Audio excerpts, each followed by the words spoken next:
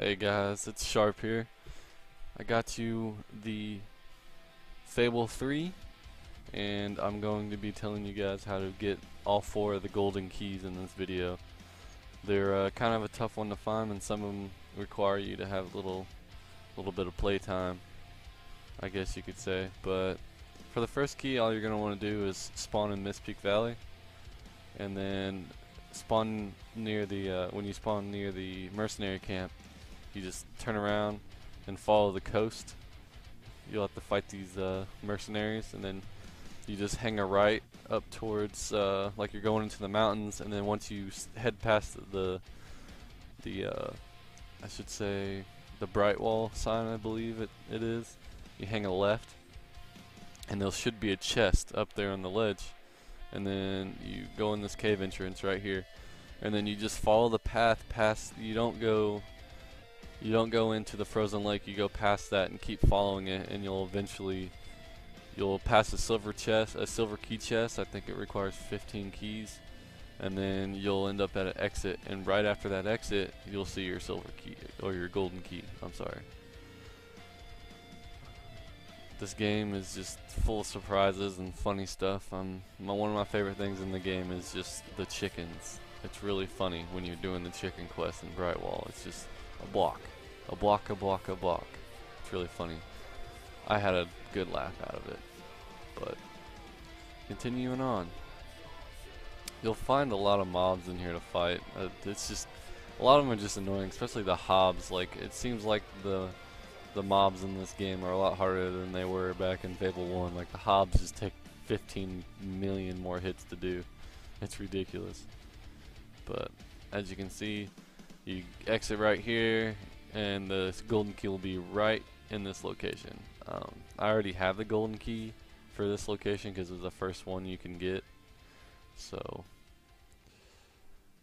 yeah, for the second golden key, however, it's gonna be a little bit more of a run, and I hope you're patient because it's really annoying. You'll spend probably like 5 minutes just getting to it just because of how annoying it is. What you want to do is you want to go to Driftwood, and when you go to Driftwood, you'll follow the bridge to the main island. Well, I don't think it's the main island, but you'll follow the bridge, and I think it's the bridge mostly to your right. Either that or it's the middle bridge. We'll see in a second. But this key's it involves flick switches, just a bunch of them, and you have to follow it, and it gets really annoying. But yeah, see, you take this first bridge right here that you see when you first come into the zone, and you go to that island, and off that island there's a little island that it's a bridge that leads to a little piece of land, and on it is a pedestal, and there'll be a flick switch on there. You can only get this golden key if you have gotten the Island Paradise achievement on your playthrough, which means that the island is fully built and won't develop any further, because there's certain parts of the map that you can't get to until the island is actually fully built. But you'll just run up here to this pedestal, the annoying sound, and you'll hit it, and you're going to be chasing it for about 5 minutes. But I'm going to go ahead and skip ahead because it'd be annoying. I couldn't pain myself in making you guys watch it. Plus, it cuts my video time in half. But eventually, you end up right here on top of the hill, and you come up to a Cullis gate, and it activates the Cullis gate, and then you go through the Cullis gate, and once you go through the Cullis gate, you follow the path after you get to the Cullis gate, and your golden key will be right there on the ledge, and that will be your first 2 golden keys. The golden doors, some of them are really annoying. One golden door has a full set of highwayman armor. The other two more golden doors have legendary weapons, and one golden door has guild seals and summon creature potions. It's really annoying, but As for the third golden key, what you're gonna have to have been to Aurora, and you're gonna have to have these two zones right here unlocked. You want to go to the Veiled Path right here, and when you go to the Veiled Path, you'll want to follow it. It's pretty long, but you'll follow it until you see the statues right here on the left. There's 3 of them, and the statues up there on the 3 statues right there on the ledge. And when you get up to the 3 statues right here on the ledge, you're gonna hang a right, and the door to what's called the Enigma will be right here. This is pretty much a puzzle room, or I should say a puzzle. When you first walk in, it'll be just this room right here with a chest. That door right there in front will not be open, but that blue little symbol up there is actually a flick switch, and when you shoot it, it will open this door, and when you go into it, the doors will start opening from left to right, and there will be mobs that come out of each one every time a door opens. And then once every door opens, this middle door will open, and then the mobs again. All these doors will open one at a time, and then this door all the way to the very right will open, and inside it'll have a couple mobs, but you finish them off.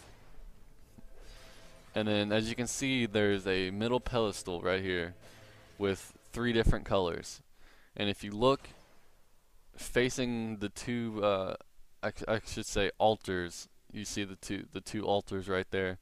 You'll have to. It's kind of like a game of Simon, only you can see ahead of time what the colors are. You'll have to follow it from left to right. So here it'll be red, or it'll be yellow, blue, red, and then blue, red, blue, red, and you'll go on in order, stepping on all of them, and it'll flash and make a sound when you do it.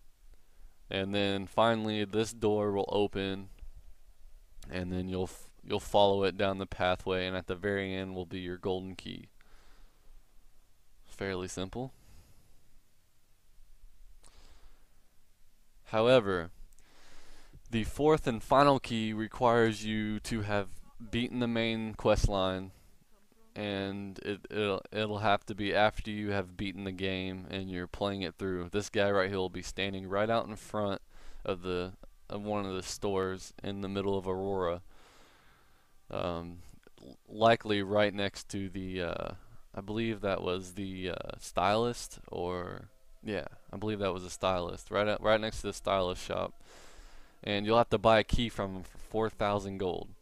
It won't be that much at the end of the game, trust me. As you can, I mean, I had about 10 mil in my treasury, but you'll teleport to the shifting sands, and then you'll hoof it all the way to the other side of the shifting sands, and I tried to speed it up here, but my Vagos is being really, really gay. I'm sorry to have to pain you guys and making you watch me run across the desert, but you can skip ahead to about I want to say about a minute ahead, and you guys should be able to. You would be, but if you want to follow the path, and if you don't know how to get there, then you can just watch the whole thing. But you start off at these freaking sand things just pop up everywhere, and they hit so hard, and you can barely hit them. So I decided to roll around and start spamming my woven blade plus fire, and it seemed to be working pretty well. And I also have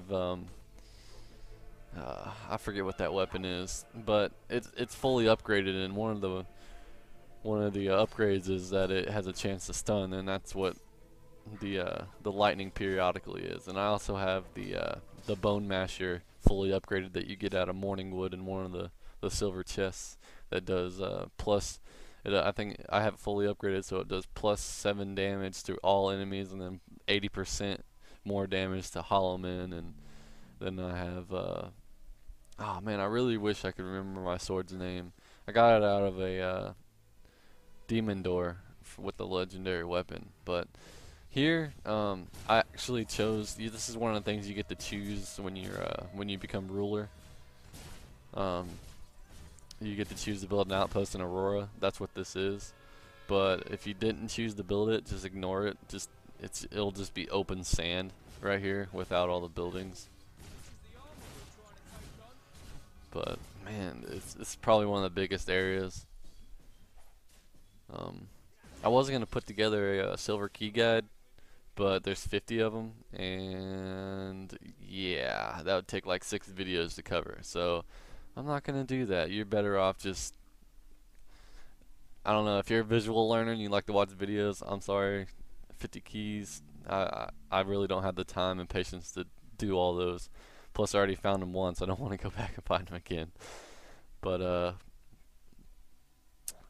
you can use IGN's guide if you really need to find the silver keys. They'll have them all within the week, guarantee it. But here, as you can see, you go all the way across the desert, and it's all the way to the left. It's called Crossroads of Passing, and you'll enter it, and it's really easy. What you do is you'll come in and a platform will come up like with the arrows, like when you did the book, like the book quest or whatever for the guy, and you'll jump on all these blue arrows, and eventually you come out and you have to go into each of the side rooms and press the 2 switches on the floor, and we'll light the 2 lanterns in front of the main door, and then you can walk through the main door, and then the golden key will be right inside there. But again, for this 4th and last gold key, you must have beaten the game, and it has to be your anniversary of Ruler of Albion, and you have had to have beat the main quest line. And that guy will be available in Aurora to buy the key for 4K. But that's about all I have for you guys today. Just tell me what you think. Tell me if this helped you, or give me some crucial criticism that I need to make my videos better. But I hope this guide helped, and I'll see you guys later.